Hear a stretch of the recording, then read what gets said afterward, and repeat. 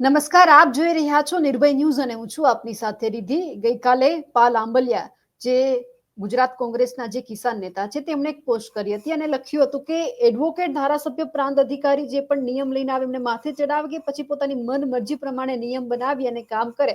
હવે પોસ્ટ એમની પાસેથી સમજવી છે કે કયા ધારાસભ્યને આ કહેવા માટે છે, એમનો ઈશારો કોના તરફ છે. મારી સાથે અત્યારે પાલભાઈ આંબલિયા જોડાયેલા છે.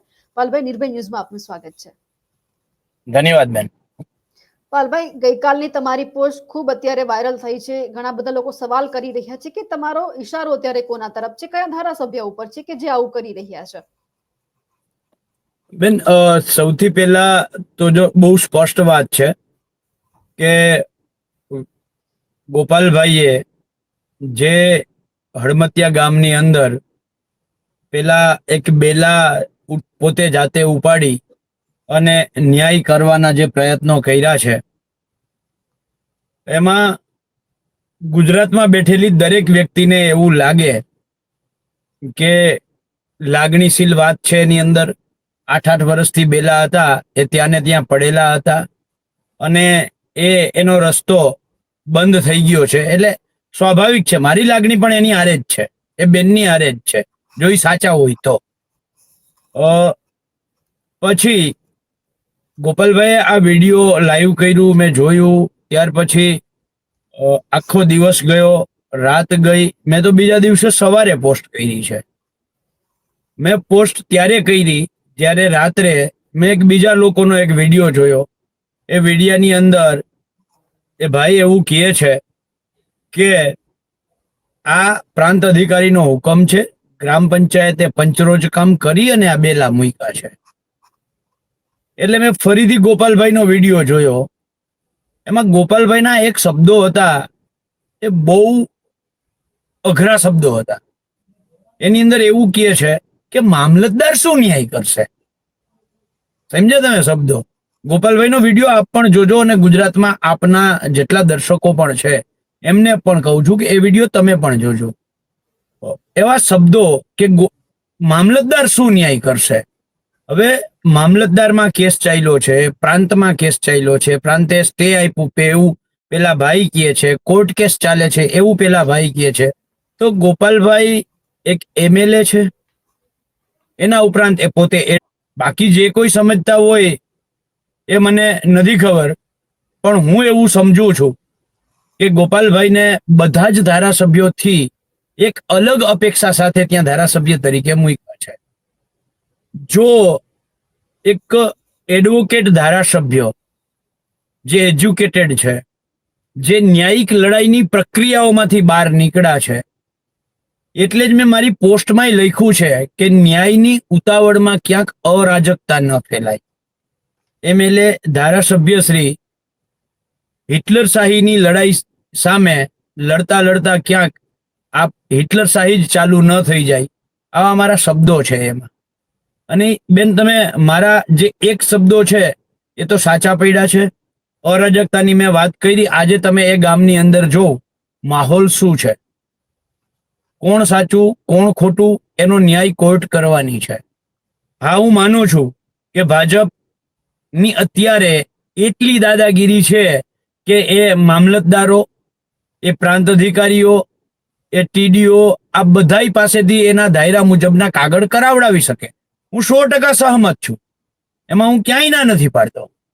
પણ એનો અર્થ એવો નથી કે એની જગ્યાએ આપણે પાછા એ જ પદ્ધતિથી કામ કરીએ. તો આપણામાં એનામાં ફેર શું? મને આવા રિધિબેન કેટલાય ખેડૂતોના ફોન આવે છે અને જેટલા અત્યાર સુધીમાં લગભગ હજારેક ખેડૂતોએ ફોન કર્યા હશે. ભાઈઓના ડખાના ફોન કર્યા હશે, પાડોશીના ડખાના ફોન કર્યા હશે, સેઢાનો, કૂવાનો, રસ્તાનો, પાણીના વેણનો. દરેકમાં મેં એવો જવાબ આપ્યો છે દરેક વખતે કે ભાઈ અંદરો અંદર ખેડૂતોની માથાકૂટ હોય તો એમાં કુટુંબને, હગાવાલાને બોલાવી બેસાડી અને સમાધાનકારી રસ્તો કાઢવો જોઈએ. તમે મારી પાસેથી એમાં જો માહિતી માંગતા હોવ તો હું માહિતી એટલા માટે નહીં આપું કારણ કે હું નથી ઈચ્છતો કે ભાઈઓ વચ્ચે વેરઝેર ઊભું થાય, ભાઈઓ વચ્ચે ઝઘડો ઊભો થાય, હેડા પાડોશી વચ્ચે, ખેડૂત વચ્ચે ઝઘડો ઊભો થાય. બરાબર છે? જો મારે પોલિટિક્સ કરવું હોત તો હું આ કરી શકતો. કેટલાય એવા દાખલાઓ છે. એવો ને એવો એક દાખલો અમારે ખંભાળિયામાં હમણાં જ બન્યો તાજેતરમાં. ખંભાળિયાની બાજુમાં 4 વાડી વિસ્તાર જે ઓળખાય છે, આ 4 વાડી વિસ્તારમાંથી રામનગર વાડી વિસ્તારમાં જે લગભગ 100 વર્ષ જૂનો રાજાશાહી સમયનો રસ્તો છે, ખંભાળિયાથી ભાડથર વિંડા જવાનો રસ્તો છે. આ રસ્તો કંપનીના એક માણસે એક ખેતર લઈ લીધું. કંપનીમાં કામ કરે છે એટલે આપણે કંપનીનો માણસ કહીએ, કંપનીના નાના મોટા કોન્ટ્રાક્ટ રાખે છે. એટલે એ માણસે એક ખેતર લઈ લીધા પછી એને આ ખેડૂતોનો રસ્તો બંધ કરી દીધો. ખેડૂતો મારી પાસે આવ્યા એટલે મેં કહ્યું ચાલો આપણે બધા 100-150 ખેડૂતોનો પ્રશ્ન હતો, વ્યક્તિગત 2 જણાનો નહોતો. એટલે એ 100-150 ખેડૂતોને લઈ અને હું મામલતદાર પાસે જાઉં છું ખંભાળિયા, એમને રજૂઆત કરું છું. ત્યાંથી નિરાકરણ નથી આવતું તો કલેક્ટર આગળ રજૂઆત કરીએ છીએ, નથી આવતું મામલતદારમાં કોર્ટ કેસ દાખલ કરી દઈએ છીએ. એની 1 તારીખ પડી ગઈ, બીજી તારીખ લગભગ હું ભૂલતો ના હોઉં તો આ 3 તારીખ છે. એટલે એમાં આપણે એને થાય એટલી વકીલોની મદદ કરીએ છીએ. પણ અહીંયા હું પોતે જ જઈ અને કાયદો અને વ્યવસ્થા હાથમાં લઈ અને રસ્તો કોણ આ રસ્તાને બંધ કરે છે હું જોઉં છું એમ કરીને હું દાદાગીરી બતાવું તો લુખાઓમાં ને મારામાં ફરક શું પડે બેન? જ્યારે તમે તો ધારાસભ્યો છો, હું ધારાસભ્ય નથી. તમે એડવોકેટ છો, હું એડવોકેટ નથી. તમારી પાસેથી લોકોને બહુ બધી અપેક્ષા છે. જ્યારે આ તમે જ્યારે ઓન એર કરશો ત્યારે મને ખબર છે હું ટ્રોલ થવાનો છું. મારી જે મેં પોસ્ટ મૂકી એમાંય હું ટ્રોલ થયો છું. અત્યાર સુધીમાં મેં જેટલા ઇન્ટરવ્યુ આપ્યા એમાંય હું ટ્રોલ થયો છું. પણ એનો અર્થ એવો નથી કે હું મારી સાચી વાત કહેવાનું બંધ કરી દઉં. આપણે બધાએ ગોપાલભાઈ હોય, જિજ્ઞેશભાઈ હોય, લાલજીભાઈ દેસાઈ હોય, અમિતભાઈ ચાવડા હોય, ઈશુદાન ગઢવી હોય, આપણે બધાએ યુવાનોને એક નવી દિશા આપવાની છે. કઈ દિશા? કાયદો અને વ્યવસ્થા જાળવીને, કાયદો અને વ્યવસ્થાને માથે ચડાવીને, કાયદો અને વ્યવસ્થાને તોડીને નહીં. તો એનામાં ભાજપમાં ને આપણામાં ફરક શું? ભલે આ સંઘર્ષની લડાઈ લાંબી ચાલે પણ સંઘર્ષની લડાઈમાં ટૂંકા રસ્તા આપણે લઈએ, પબ્લિસિટી સ્ટન્ટ માટે થઈ અને આપણે આવું કરીએ, સોશિયલ મીડિયામાં હવા બનાવવા માટે આપણે આવું કરીએ, મીડિયામાં ચમકી જવા માટે આપણે આવું કરીએ, તો એ બધા શોર્ટ વે છે બેન. ટૂંકા રસ્તાથી તમે કદાચ એવું બની શકે કે હરીફાઈમાં આગળ નીકળી જાવ, બની શકે, હું ના નથી પાડતો, નીકળી જઈએ. પણ એ લાંબે ગાળે ક્યાંક ને ક્યાંક નુકસાનકારક છે, આપણને નુકસાનકારક છે. એના કરતા આપણે સમાજને જે દિશા આપીએ છીએ, આપણી પાછળ જે યુવાનો દોરવાયેલા છે, આપણને જોઈને જે યુવાનો આગળ વધવાના છે, એ યુવાનોને આપણે આ શીખવાડીએ છીએ. તમે માત્ર લાગણીના નામે, એ બેનની સાથે મારી લાગણી 1000% છે, પણ એ સાચા હોય તો બરાબર છે. પણ એનો અર્થ એવો નથી કે પ્રાંતના હુકમનો હું અનાદર કરીને કોર્ટમાં ચાલતા કેસને હું બાજુએ મૂકી અને હું પોતે ન્યાય કરવા નીકળી જાઉં. તો રાજાશાહીમાં અને અત્યારની લોકશાહીમાં ફરક શું? તો હિટલરશાહીમાં અને અત્યારની લોકશાહીમાં ફરક શું? અને અરાજકતા શબ્દ જે મેં વાપર્યો છે બેન, એ તમે અત્યારે જોઈ શકો છો. એ ગામની અંદર આજે મેં એક ભાઈની સોશિયલ મીડિયામાં પોસ્ટ જોઈ છે, પોલીસોના ધાડે ધાડા ઉતરી ગયા છે.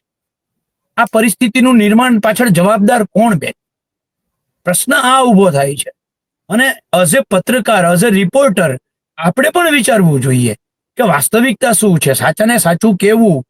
જર્નાલિઝમ એટલે સમાજનું પ્રતિબિંબ, સમાજને અરીસો દેખાડવાનું કામ. તો આપણા બધાયનું આ કામ છે, બરાબર છે. મને કોઈક ટ્રોલ કરશે અથવા તો મારા વિરુદ્ધ કોઈક બોલશે એટલે સાચી વાત કરવામાંથી ડરીએ તો આપણી નબળાઈ કહેવાય. જી બેન. એટલે અહીંયા ગોપાલ ઇટાલિયાની ખાલી વાત નથી, પણ તમામ ધારાસભ્યોએ જોવાનું છે કે કોઈ પણ મુદ્દો ચાલતો હોય પહેલા તમે સમજો, પછી તમે એમના ઉપર બોલવા માટે જાઓ. કારણ કે તમે એક શબ્દ જો બોલશો તો પછી આ હળમતિયા જે વિસાવદરનું છે એમના જેવું થશે. એટલે તમામ ધારાસભ્ય કે કોઈ પણ વ્યક્તિ હોય કે એમનામ સીધું તમારે નથી કૂદી જવાનું, તમારે સમજવાનું છે કે ત્યાંનો મુદ્દો શું છે. જો પછી તમે એમનામ બોલ્યા તો પછી આવું થવાનું છે, અને આમના જવાબદાર તો પછી ગમે એ વ્યક્તિ જ રહેવાના છે. એટલે હોદ્દો મળી ગયો છે, પણ તમારે સમજી વિચારીને બોલવાનું છે ને લોકો સાથે રહેવાનું છે. લોકોને તમારે ઝઘડાવવાના નથી. 100% હોવું જોઈએ. અને હું તો જે મને ટ્રોલ કરે છે, એક મારે મેસેજ નિર્ભય ન્યૂઝના માધ્યમથી એ પણ દેવો છે. ઘણા બધા લોકો મને એવું પણ કહે છે ને એમાં કોમેન્ટોમાં લખ્યું છે કોંગ્રેસ આપનો વિરોધ જ કેમ કરે છે. ભાઈ અમે આપનો વિરોધ નથી. એ વાતની અંદર મેં આપે કંઈ ખોટું કર્યું એવું કર્યું નથી. એમાં ક્યાંય ગોપાલભાઈએ ખોટું કર્યું, બે જગ્યાની અંદર ક્યાંક ક્યાંક અરાજકતા ન ફેલાય, ક્યાંક હિટલર શાહી આપણે જ શરૂ ન કરીએ આવી વાત કરી છે. અને બીજું, વિસાવદરની ચૂંટણી પછી આમ આદમી પાર્ટીએ કોંગ્રેસને આડે હાથ લેવામાં કોઈ બાકી રાખી નથી, કોઈ કસર છોડી નથી. તો તમે અત્યાર સુધી સંપૂર્ણ રીતે વિરોધ કરતા આવ્યા છો, તો અમે ભાઈ ભજન મંડળી લઈને તો નથી બેઠા. તમામ રાજકીય પક્ષો હોય એ ભજન મંડળી લઈને તો નથી જ બેઠા. તો એ તો જવાબ તો આપે ને. તમે હર વખતે વિરોધ વિરોધ વિરોધ વિરોધ અને કોંગ્રેસ કોંગ્રેસ કોંગ્રેસનો જ વિરોધ કરો, બરાબર છે. અને આમાં હજી એક બીજી મને જે શંકા જાય છે કહું છું, આપ અને ભાજપ હડુક દડુક આ બાજુથી ઓલી બાજુ ગોલ ને આ બાજુથી ઓલી બાજુ ગોપ. આપ અને ભાજપ આ રમતમાં, બેલાઓની રમતમાં ક્યાંક ને ક્યાંક વરસાદના ખાડા, રોડ રસ્તાની સમસ્યા અને પુલ દુર્ઘટનાને બાજુએ મૂકી આખા ગુજરાતનું ધ્યાન ભટકાવી રહ્યું હોય એવી મને ક્યાંક ને ક્યાંક શંકા જાય છે. અત્યાર સુધી હું ક્યારેય નહોતો કહેતો, પણ આ જોતા અને આખી જાણે કોંગ્રેસ ગુનેગાર હોય એવી રીતે કોંગ્રેસની માથે ચડી બેઠા છે. એટલે કહું છું કે આખી ગુજરાતનું ખાડાઓમાં, રોડ રસ્તાની સમસ્યાઓમાં, આ ખાતરના ભાવ વધારાથી, જે પુલ દુર્ઘટના છે એનાથી બધાયથી ધ્યાન ભટકાવવા માટે ક્યાંક ને ક્યાંક આ બેલાકાંડ તો નથી થયું ને. મને તો હવે ક્યાંક એ શંકા જાય છે. પાલભાઈ, સાથે સવાલ એ પણ છે કે જે આજે ઇફકોએ જે ખાતરમાં ભાવ વધારો કર્યો છે, ખેડૂતોને એક તરફ તો સરકારે સહાય તો આપી નથી હજુ પણ. જ્યારે કમોસમી વરસાદ જે ઓક્ટોબરમાં થયો હતો, જૂન જુલાઈમાં અતિવૃષ્ટિ થઈ હતી, એમની સહાય બાકી છે. એક પછી એક ફટકો આપતા જાય છે. સરકાર સાબિત શું કરવા માંગે છે? સરકારે આમાં ધ્યાન આપવું જોઈએ ક્યાંક. રિધિબેન, નિર્ભય ન્યૂઝના માધ્યમથી હું કહેવા માંગુ છું કે 2014માં મગફળી, એક ગાડું મગફળી, એક તોલું સોનું, 4 ગાડા ઘઉં અને 1 તોલું સોનું આવતું. આજે એ જ મગફળી 1000 રૂપિયા થઈ ગઈ છે અને તોલું 1 લાખ રૂપિયા થઈ ગયું. એ પ્રમાણે આજે મગફળીના 1 મણનો ભાવ 5000 રૂપિયા હોવો જોઈએ. જો સરકારે એવી જાહેરાત કરી દોત કે ખેડૂતોનો મગફળી 5000 થી ઓછો કોઈ મણ નહીં લઈ શકે, કપાસ 7000 થી નીચે કોઈ નહીં લઈ શકે, ઘઉં 1500 રૂપિયાથી નીચે કોઈ નહીં લઈ શકે, તો આજે મને ખુશી થાત. પણ આશ્ચર્ય અને દુઃખની વાત એ છે કે આ સરકારમાં દરેક વખતે ખેડૂતની ખેત પેદાશના ભાવ ઘટે છે અને ખેત પેદાશમાં ઉપયોગમાં આવતી વસ્તુઓ હોય, એ ટ્રેક્ટરના ઓજારો હોય, મજૂરી હોય, ડીઝલ હોય કે ખાતર હોય, દવા હોય, બિયારણ હોય, દરેકનો ભાવ વધે છે. આ એનપીકે ખાતર 2014 થી 2025 ની વચ્ચે 350% વધારો થયો છે. કેટલો બેન? 350% એનપીકે ખાતરની અંદર વધારો થયો છે. જે એની સામે કેન્દ્ર સરકાર જે કંપનીઓને જે સબસિડી આપતી હતી, એ ત્યારે 50,000 કરોડ રૂપિયાની સબસિડી હતી. એની સામે આજે 2 લાખ કરોડની, એટલે કે 150 કરોડની એક બાજુ સબસિડીનો વધારો થયો અને બીજી બાજુ 350% ખેડૂતને ખાતરમાં માર પડ્યો છે. એટલે બહુ સ્પષ્ટ છે કે સરકાર છે એને સહકાર મંત્રાલય ઊભું કર્યું છે. આ સહકાર મંત્રાલય, મને તો શંકા છે કે ક્યાંક ને ક્યાંક આ બંને બાજુથી, આ બાજુથી ખેડૂતને ચૂસો, ઓલી બાજુથી સરકારની તિજોરીમાંથી પૈસા કંપનીમાં નાખી અને વાયા લઈ આવી અને ભાજપના આખા દેશની અંદર જિલ્લા મથકે, તાલુકા મથકે કમલમ ઊભા કરવા માટે ક્યાંક ને ક્યાંક બેય બાજુથી ખેડૂત અને જનતા બેય બાજુનું ચૂસી શોષણ કરી અને ભાજપના કમલમ બનાવવામાં ઉપયોગ થતું હોય એવું મને લાગે છે. બિલકુલ પાલભાઈ, આપ અમારી સાથે જોડાયા, આપનો ખૂબ ખૂબ આભાર. થેન્ક યુ બેન, ધન્યવાદ.